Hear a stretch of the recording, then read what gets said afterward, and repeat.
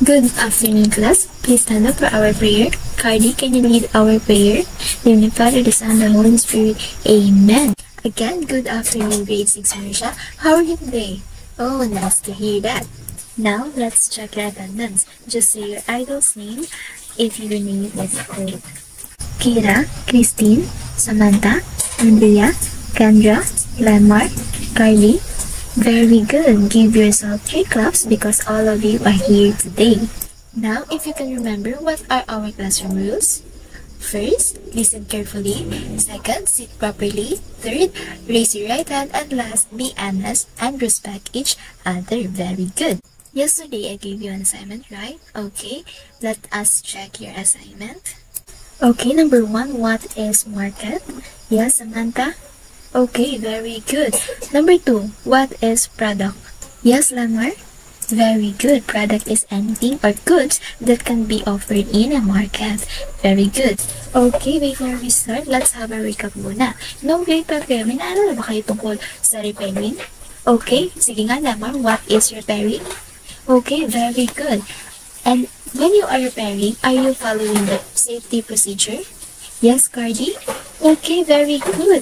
Dapat mo sundin yung safety procedure sa iyong. Okay, now I will show you a picture and observe carefully, ah. Okay. What can you say about the picture? Sige nga, Lamar. Oh, very good. May bumibili at may nagtitinda.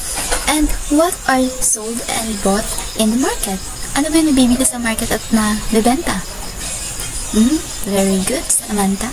Okay, do you have any idea what should our topic for today? Sige nga, Cardi. Malalaman natin yan, kaya makinig kayo at matuto. Pero bago yan, babasahin muna natin ang ating objective. At the end of the lesson, the learner should be able to A. Define the relation between a seller and buyer. B. Create a short skit scenario that shows the rules of buyer and the seller. C. Explain the importance of buyer and seller in the market. Naintindihan ba? Okay, kung naintindihan nyo, magkakaroon muna tayo ng first activity. Ang tawag sa activity na ito ay Act It. Hahatiin ko muna kayo sa dalawang grupo. Ang group 1 ay ang row 1. Ang group 2 naman ay ang row 2.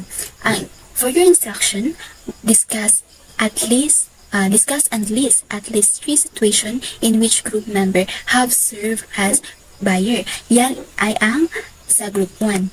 Ang sa group 2 naman ay ang serve as seller.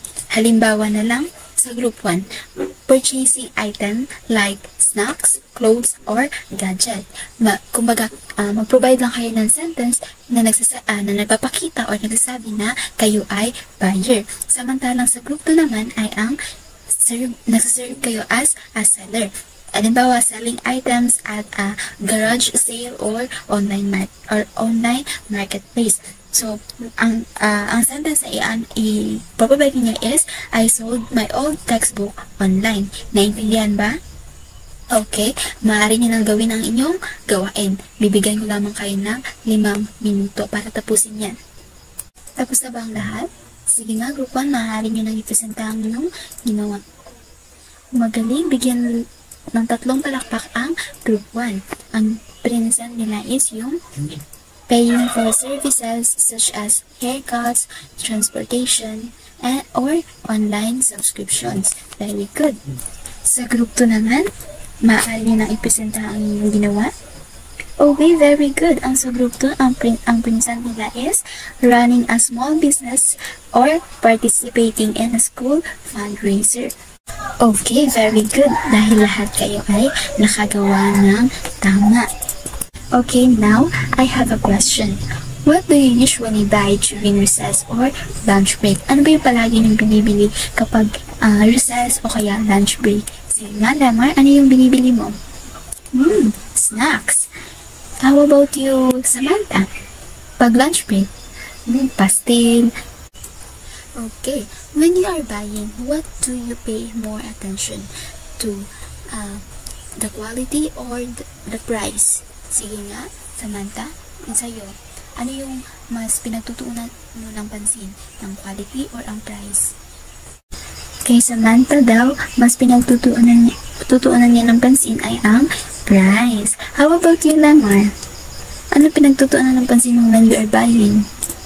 Ano? The quality. Minsan talaga, kailangan natin pagtuunan ng pansin yung quality. Kasi kung mura, tapos madali lang masira, para siyang panandalian lang. Very good, no? Kasi may mga idea na kayo tungkol sa ganyan. Ngayon naman, tatalakayin natin ang tungkol sa seller at buyer, kung ano ba talaga sila. So, there are two persons or parties involved in market transactions such as selling and buying, which is the seller and the buyer. So when we say the buyer, it is a person who buys goods or services in exchange for payment, usually money.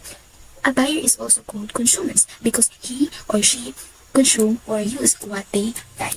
And while the seller, he or she is the owner of the store or businesses or business establishment, offers goods, product, or services to those who need it. So, the seller as a buyer. A seller is also a buyer because he or she needs to buy the goods or product he or she will sell. So, he or she buys these goods either from the manufacturer or the producer of the goods, or from a wholesale or middleman. So, the relation of the buyer and seller is the transactional relationship where the seller provides goods or services in exchange for money from a buyer.